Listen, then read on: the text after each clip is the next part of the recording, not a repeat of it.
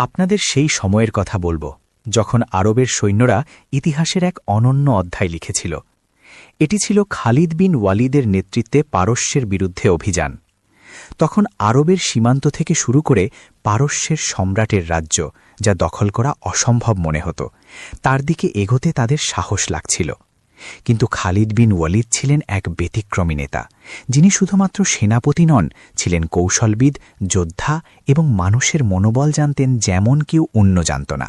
যখন খালিদ বিন ওয়ালিদের সেনারা পারস্যের মাটিতে প্রবেশ করল, তখন প্রথমেই দেখলেন শত্রু বাহিনী বিশাল। তাদের গণনা ছিল হাজার হাজার, শক্তিশালী অস্ত্রশস্ত্র, ঘোড়া সেনা এবং কৌশল, যা সাধারণ মানুষকে ভীতি দেখাতে যথেষ্ট। কিন্তু খালিদ বিন ওয়ালিদের চোখে ভয় কিছুই ছিল না। তিনি সৈন্যদের বলেছিলেন, আমাদের সংখ্যা কম হতে পারে, কিন্তু আমাদের সাহস, কৌশল এবং একতার শক্তি সবকিছুর ওপরে। ভয় তোমাদেরকে আটকাতে পারবে না।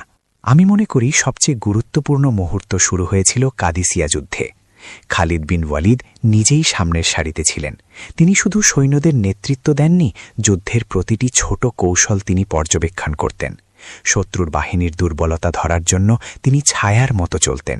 সৈন্যদের মধ্যে তিনি দৃঢ় আত্মবিশ্বাস ভরিয়ে দিতেন। প্রতিটি পদক্ষেপ ছিল গণনা করা, প্রতিটি আক্রমণ ছিল পরিকল্পিত।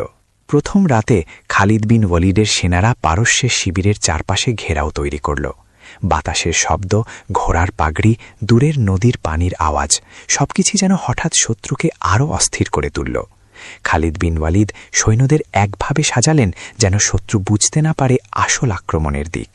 তিনি নিজে গর্বের সঙ্গে বলেছিলেন, আজ রাত আমাদের যুদ্ধের জন্য নয়, আমাদের কৌশলকে শক্ত করার রাত। পরের দিন যখন যুদ্ধ শুরু হল, খালিদ বিন ওয়ালিদ তার বাহিনীকে অপ্রত্যাশিত জায়গা থেকে আক্রমণ করতে বললেন। শত্রু বোঝার আগেই আরবের সৈন্যরা তাদের ঘাঁটির ভেতরে ঢুকল। প্রথম আক্রমণেই পারস্যের একাংশ ভেঙে গেল। কিন্তু খালিদ বিন ওয়ালিদের সাহসিকতা এবং কৌশল এখানেই থেমে থাকেনি। তিনি নিজের সামনের সারিতে থাকতেন, সৈন্যদের পাশে দাঁড়িয়ে যুদ্ধের পদ্ধতি বুঝিয়ে দিতেন। আমি মনে করি সবচেয়ে চমকপ্রদ অংশ ছিল খালিদের অবিশ্বাস্য রণকৌশল। তিনি কখনো সরাসরি ঝাঁপিয়ে পড়তেন না। তিনি শত্রুর দুর্বলতাকে খুঁজে বের করতেন, তাদের বিভ্রান্ত করতেন এবং তখনই আক্রমণ করতেন। প্রতিটি ছোট পদক্ষেপ, প্রতিটি সংকীর্ণ রাস্তা, প্রতিটি নদী পার হওয়া ছিল যুদ্ধের অংশ। শত্রু হতবাক হয়ে যাচ্ছিল, কারণ তারা জানত না খালিদ কোন দিকে আক্রমণ করবে। শেষ পর্যন্ত পারস্যের সেনারা হাল ছেড়ে দিল। তাদের সম্রাট দেখলেন আরবের সৈন্যরা কৌশল, সাহস এবং একতার মাধ্যমে তাদের জয় করেছে। খালিদ বিন ওয়ালিদের নেতৃত্বে শুধু ভূখণ্ড জয় হয়নি, বরং মুসলিম সৈন্যদের আত্মবিশ্বাস, শৃঙ্খলা এবং রণকৌশলের ইতিহাসও লেখা হলো।